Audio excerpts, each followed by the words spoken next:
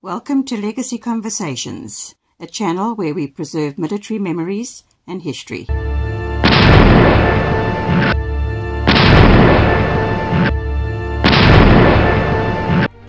The Boers had a number of things in their favour. They were highly mobile. Their commandos ranged the land fast on horseback, and they knew the land. They knew the hills of Natal better than the newly arrived British forces. For some of them from the region, such as the Vryheid Commando, this was their backyard.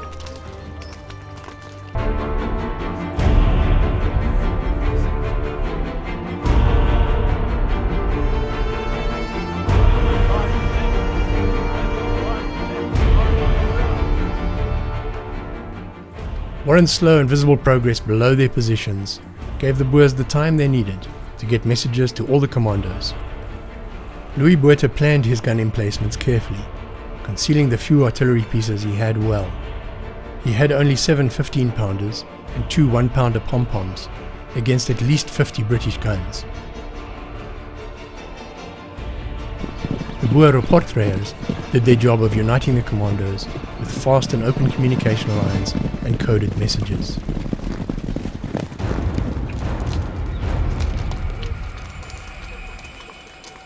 All the commandants were quickly informed and aware of the battle plan, so that their forces would all act in unison upon General Botha's clearly defined strategy.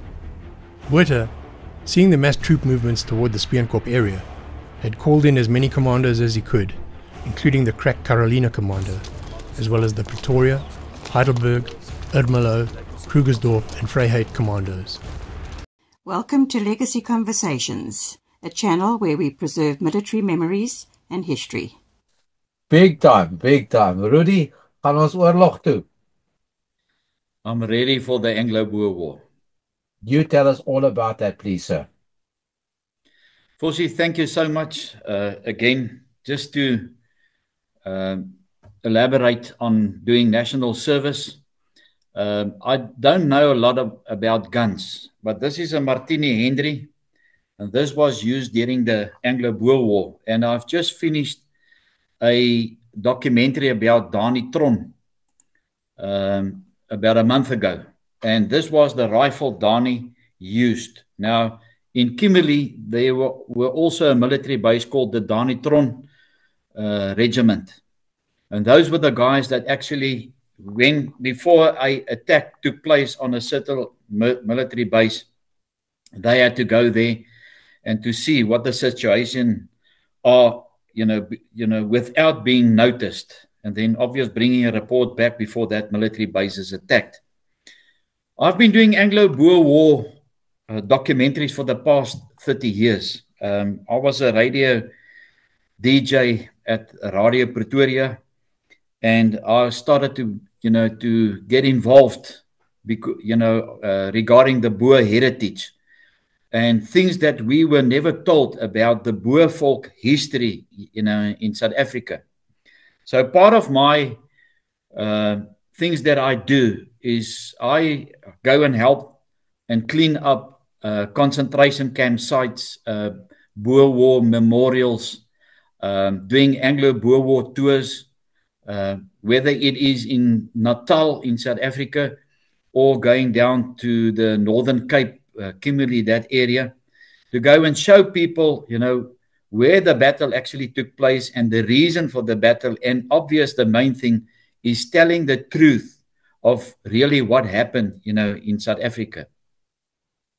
So if people are coming to South Africa and they want to go on a tour, they're most welcome to contact me, whether it is a small group or schools or whatever the case may be. I can cater, for everybody. Before we had this conversation, I'm very proud to say that I can now do tours to Namibia as well. And Namibia also had a big history regarding, the battles that actually took place.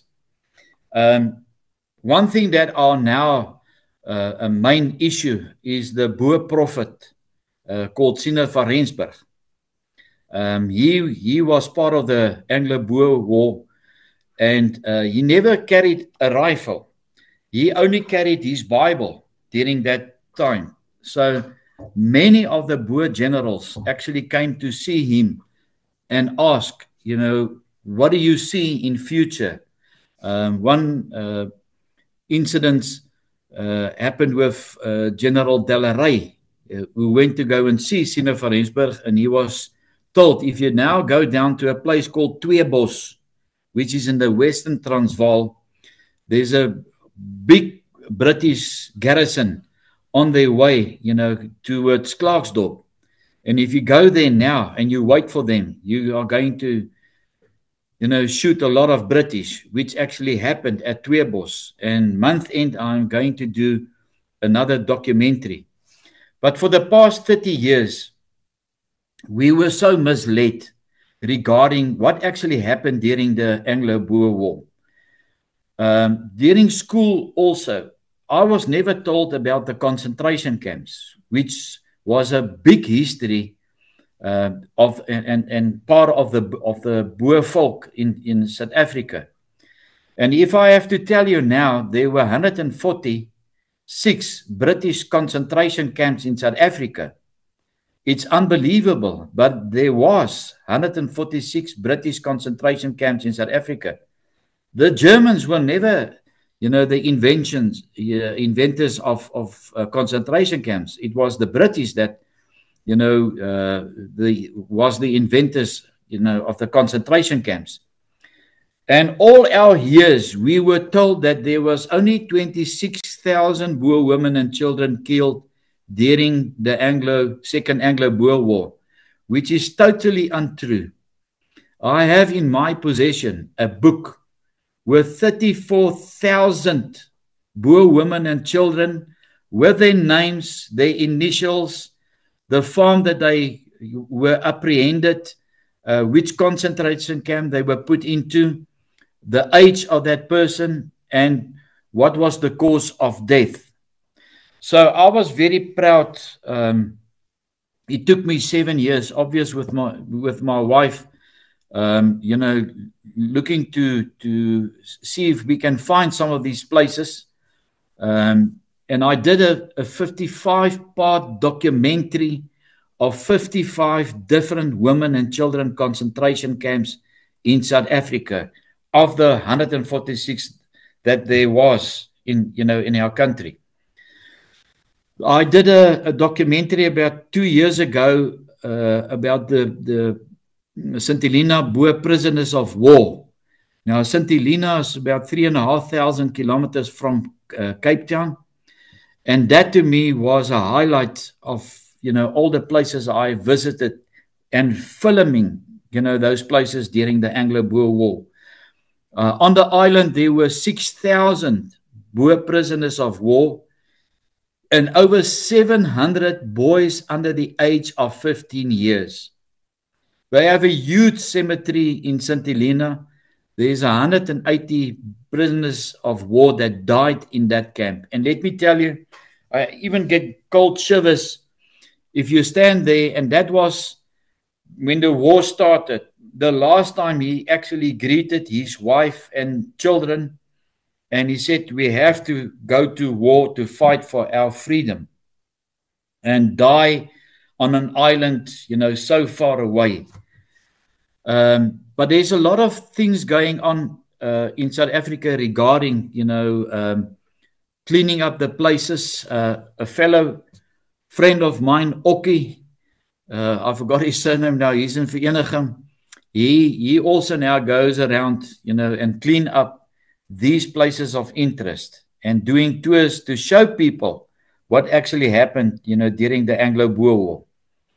So I get on my YouTube channel, I've put a lot of documentaries there regarding the war, and I see the response of the people when they ask questions, but did it really happen?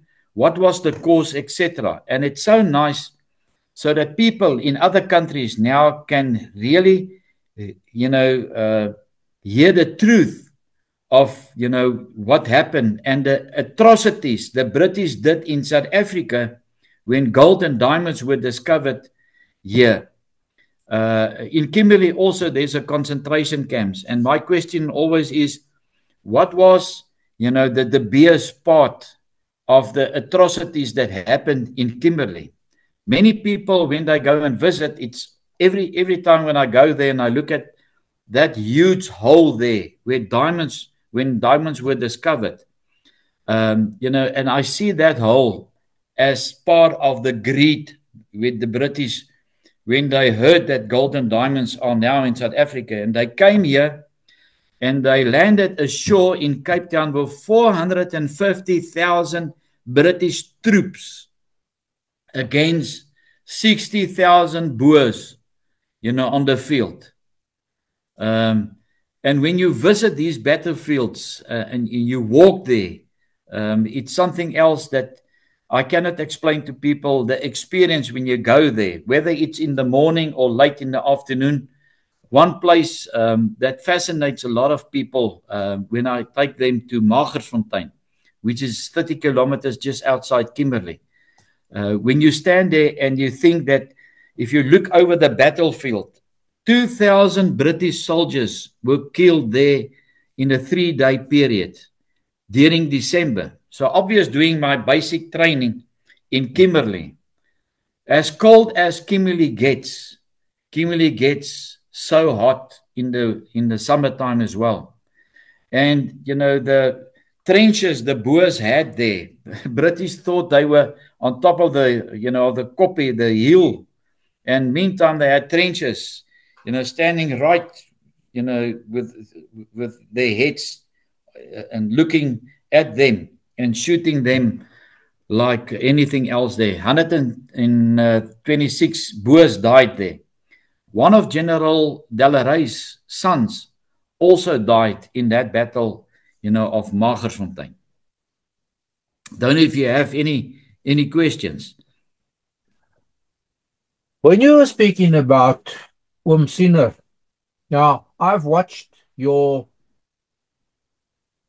videos, your documentaries about him. He's always been a folk legend, Afrikaanse legende onder die boerevolk. There's a story that goes crossing the Orange River, or is it the Caledon River, where he warned the Boer general to take his men across in a specific point. When he did it, and when the Brits followed, it's like the sandbank just disappeared. Am I correct?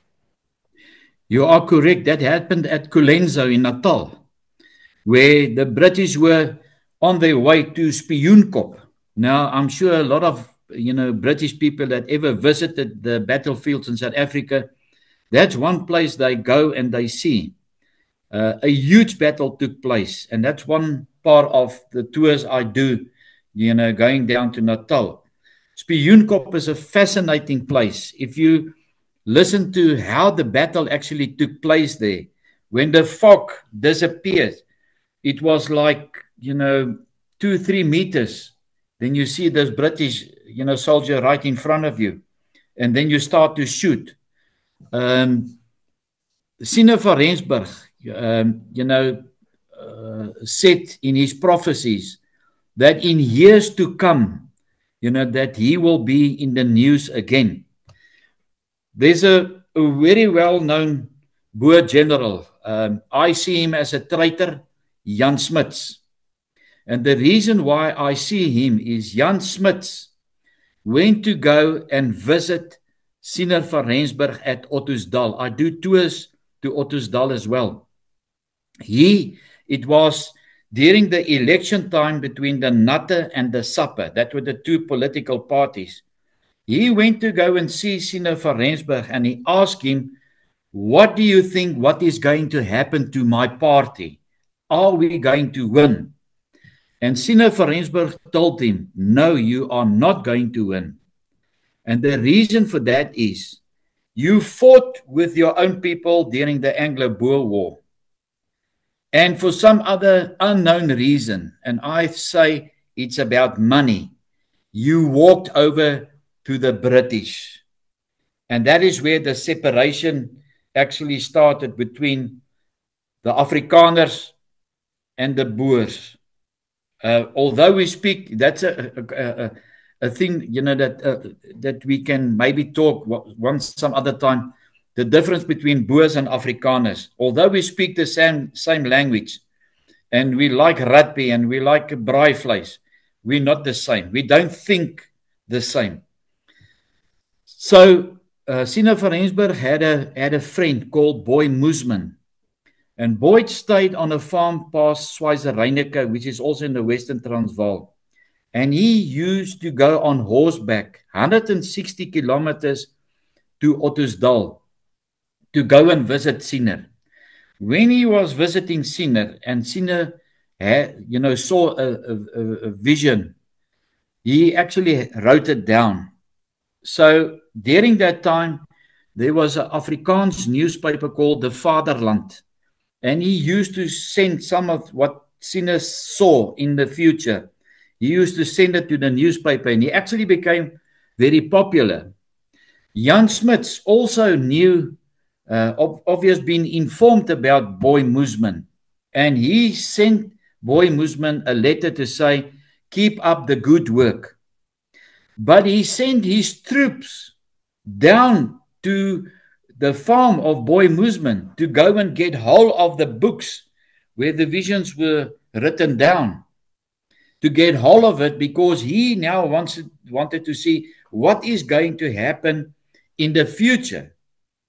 So I am sure God said to Boy Moosman, trouble is on its way. Go and hide those books. So the books were hidden away somewhere, but not on his farm. When Jan Smuts' troops arrived on his farm, obviously they dig up the soil, and I'm sure Boy Moosman was very happy because now he can plant potatoes.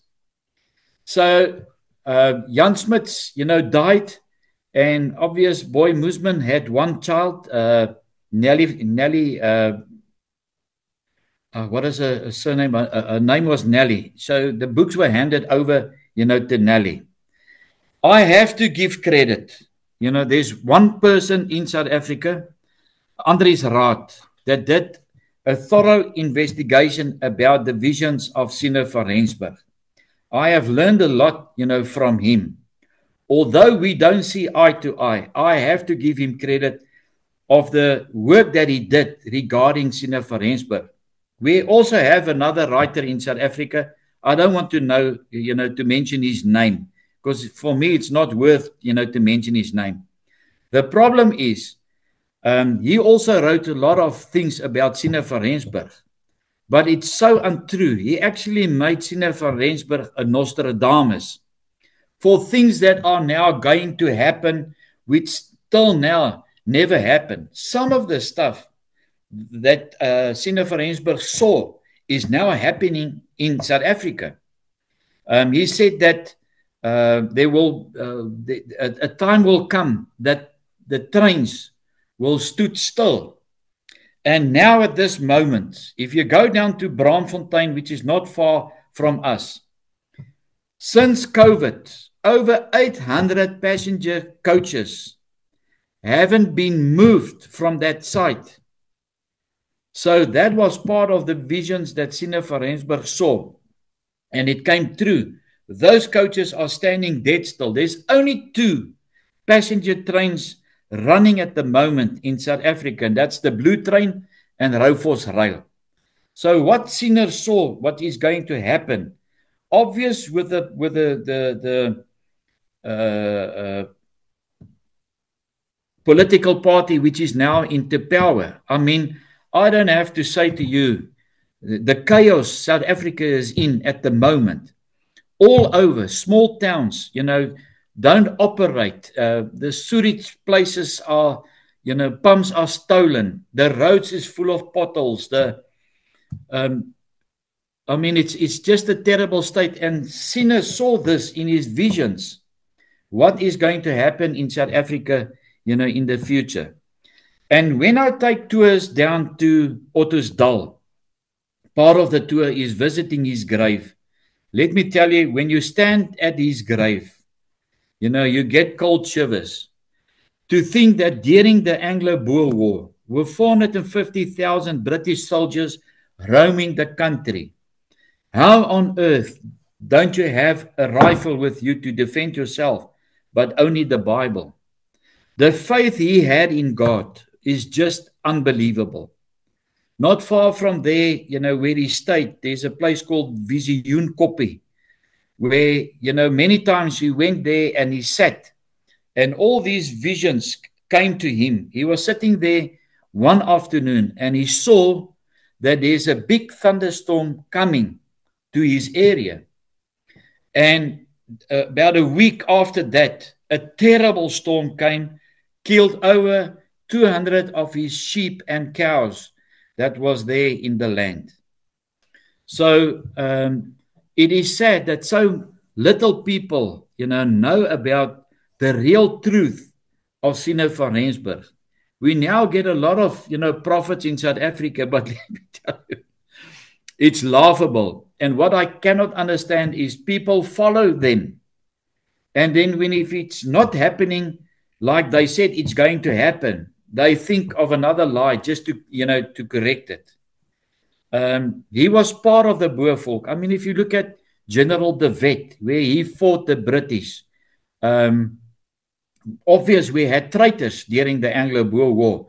General Piet Joubert that surrendered at Paardekraal with 4,500, Boers.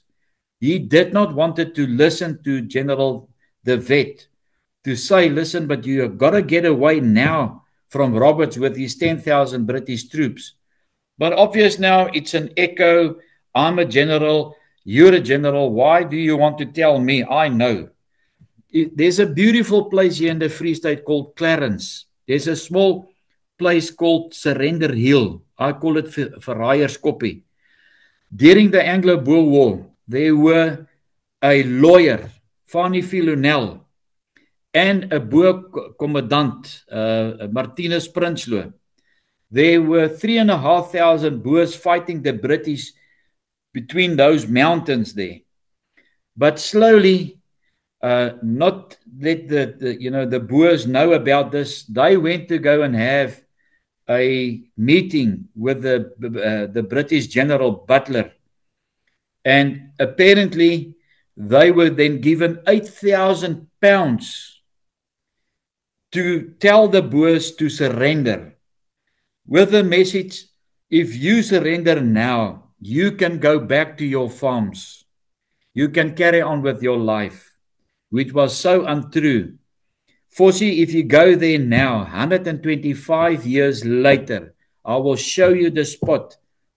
They took 3,500 of these Martini Henrys and Mausers with the ammo, and they have burned it right there on that spot. For 125 years, nothing grows on that spot.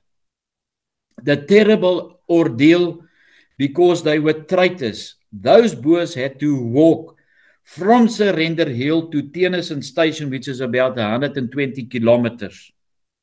From there, they were put onto open wagons, train wagons, to Bloemfontein. From Bloemfontein back to Kimberley. From Kimberley to Cape Town. From Cape Town, they had to walk another 30 kilometers to Simonstown. In Simonstown, there's a Boer cemetery. I doubted how many people know of this. When I did this documentary about St. Helena, this was part of the investigation. So there's also about 180 Boers that died in that prisoner of war camp.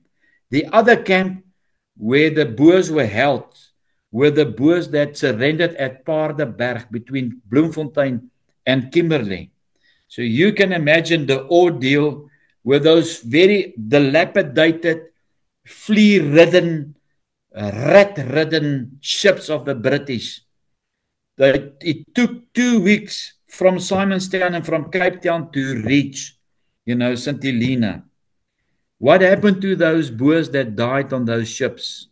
They weren't fridges to keep the bodies. They were thrown overboard. How many of the Boer folk died, had a grave in the sea? There's so many things that we haven't been told about the Anglo-Boer War. And this is what I do when I take people on a tour. If you ever visit South Africa, please get hold of me. It's a one-of-a-kind feeling when you go to these battlefields and you see for your own eye that what I am telling you, here's the truth, here's the graves. Those 7 years I did, regarding the concentration camps in South Africa, the 38,000 Boer women and children that died in these camps, it is terrible. I always say, and when I get into conversations and I tell people, if you have a question, ask me. If those 38,000 Boer women and children did not die in South Africa, it would have been a different story today. So many white people immigrated to other countries. But I'm a Boer. I did my part. When we did national service in this country, I never said, listen, I am not going to do it, because if you did not want to go and do your military service, you were locked up for 3 years. When we did national service, we fought for South Africa. Whoever lived in South Africa, whether it's a Zulu or a Xhosa or whatever the thing is. And now, we are not reckoned regarding, like a military veteran, which I am now at the moment. Why all these nonsense? I just, cannot understand it. If I take people down to Natal and they go and visit Blood River, what's fascinating about Blood River, last year was my 13th year where I have been invited to go and speak about the truth, what happened at Blood River on the day of the vow. 68 years after the Battle of Blood River, the Battle of Isandlwana took place. 68 years. Now you can imagine the weapons, that were developed 68 years. The track boere used old Sanas, those long rifles. So 68 years, the British had new weaponry. And on that faithful afternoon, with their new weaponry, the Zulus killed over 2,000 British soldiers. Man, it's the land is riddled with battlefields in South Africa. If you go down to to the Natal area and you go to Vryheid had a concentration camp. If you go down to Ishawi, it had a concentration camp. If you go down to Cape Town, Sutherland is a small town. It's terrible cold. They reckon that's the coldest place in South Africa during the winter time. There was a concentration camp. How was it possible that Sutherland had a concentration camp? A very well-known place that the Transkaroo and the other trains used to stop was at Maatjiesfontein. So at Maatjiesfontein, there were over 10,000 British troops stationed at that place. So why will they leave that area and then go as far as Barberton in the Eastern Transvaal to go and get those women and put them in concentration camps? It's just amazing. Sometimes you get very informative people that go on a tour, and you always, learn about these battlefields. But Sina van Rensburg, a lot of these things are now coming in a realistic way, where everything is now falling apart in South Africa. What he saw and what the future, I say, when I did this 9-part documentary for Andries Raad, to be at his grave and to think what was written down, and you look at now, 30 years ago, what South Africa was like, the beautiful future that we had in this country are now riddled, with enormous troubles. And it's not like, it's going away overnight. It's too far, ahead. And that's the sad thing. Boer memorials are getting vandalized. I think in 10 years' time, nothing will be left, that you can say, I want to go and show you some gravesite. It's just been vandalized. Then from my part, the last 30 years, I try, to go and clean it up. Obvious, I'm a military veteran. I get a small pension. So any donations from people that can help, I always take my camera and I show them the before and the after, so that people, they have to trust me. I mean, that money are used for diesel, for accommodation, for meals. Obviously, we don't sleep in a, hotel, etc. And then we go and clean it up. And then afterwards, I put that documentary onto my Rudy Rousseau YouTube channel, which they can see. So we try. But it's a sad affair, regarding some of these places. In Kimberley, most of the signs, if you want to go to a battlefield, are either stolen or so neglected that you cannot even see the writing on those signs anymore. So if people ever want to come and visit, obviously I know where the places is. I'll take them on a, on a tour to go and they relive the history of what happened, in South Africa. A fascinating place in South Africa is also Gold Reef City. I doubt it. A lot of people have ever gone, in a gold mine. And just to go and see and experience when gold were discovered here, what enormous problems they had to get the gold so deep out of the earth. And many people say President Paul Kruger, he's not for many people, he's not a hero. They think when he left South Africa during the Anglo-Boer War, he took a lot of those Kruger rands with him to Switzerland. It might be true, because if you look at the economy of Switzerland, look at how rich those people are. So many of what belonged to the people of South Africa, has been taken away by the British. It's such a, it's a sad affair. If you go down to Kimberley as well, there's a few places that are really nice to go and visit, but there's also a few places that became so dilapidated that you just cannot go there anymore. And security, for me, taking tourists on a tour is most important. I don't do, things that might put their lives into jeopardy. I know South Africa. I know where to go. I know which routes, to take. So when you visit South Africa, Fossie, please give me a call, and then we'll take you some places. I'm going to do more than give you a call. I want to come and walk some of those battlefields with you and record our discussions and our chats about it. I just want to point something out here about the women and children and elderly that died in the concentration camps. Many people think they were just white. No, people.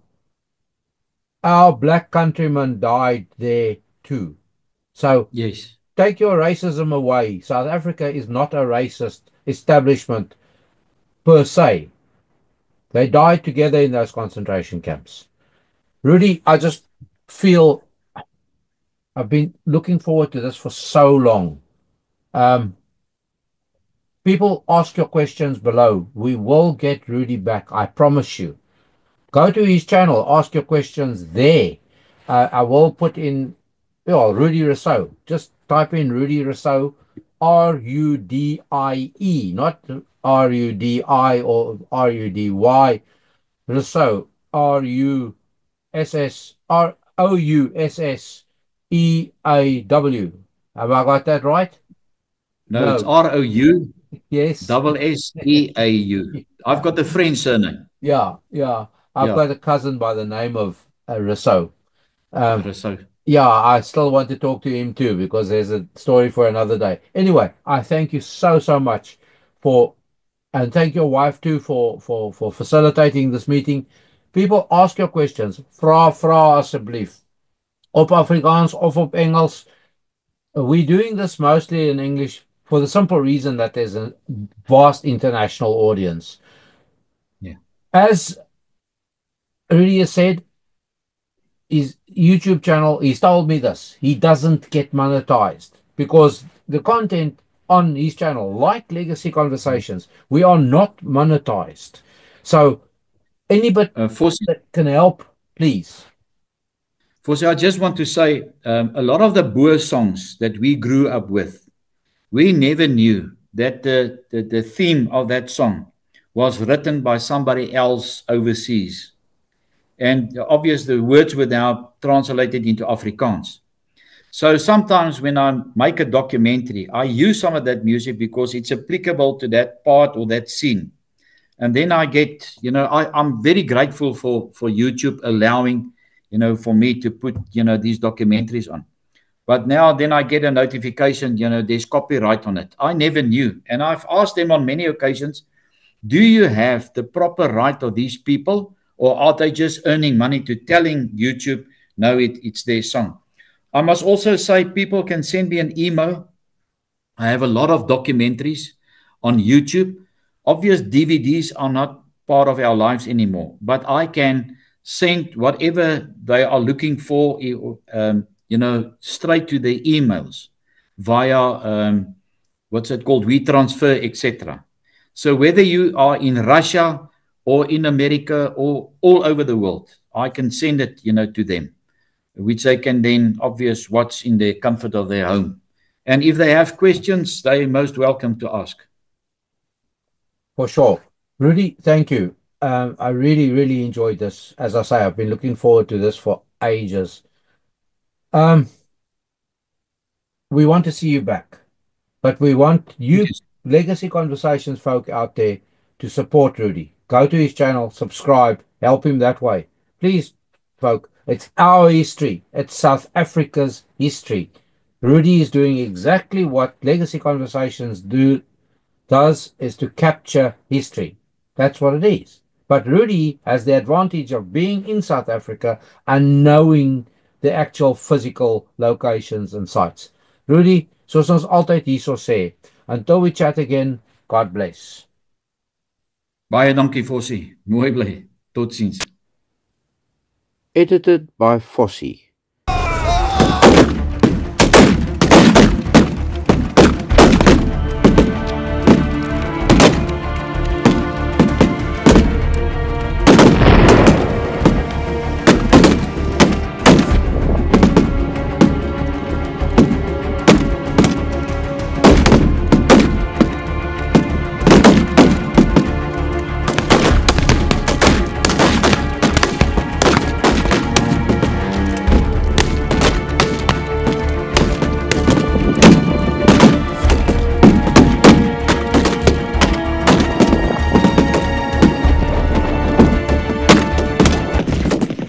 It was John Atkins, a British journalist, watching the battle through a telescope, that first wrote of the acre of massacre which he witnessed. He wrote, "I shall always have it in my memory, that acre of massacre, that complete shambles, at the top of a rich green gully,